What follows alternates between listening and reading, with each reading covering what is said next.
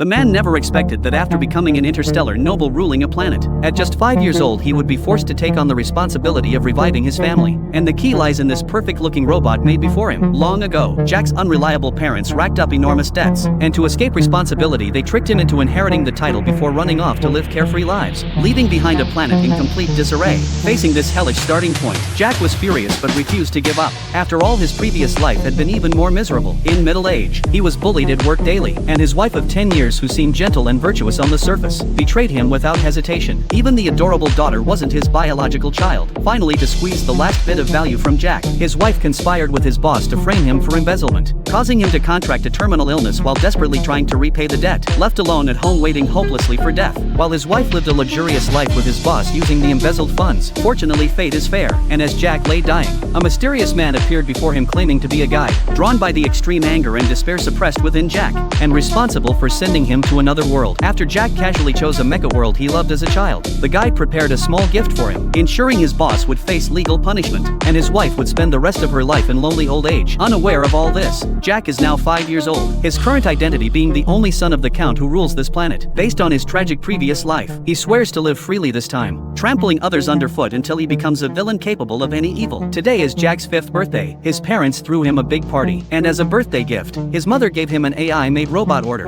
allowing Jack to DIY the robot's appearance according to his personal preferences, including eyes, ears, nose, and even more intimate areas. Compared to his mother, his father was even more generous, directly gifting Jack the earldom's territory, property, and title. However, before this, his father had one small request. Because they were about to leave for the capital star to enjoy their retirement, Jack would need to pay them a monthly living allowance. For such a small matter, Jack agreed without hesitation, immediately signing the contract. Jack was now dizzy with happiness, because he owned everything here, meaning he could finally become a villainous lord oppressing his subjects, releasing the darkness that had been suppressed in his heart for years. But before that, the most important thing for Jack was to receive his robot gift. As he reached out to touch the metal packaging, the next second the metal transformed into golden light, gradually dissipating.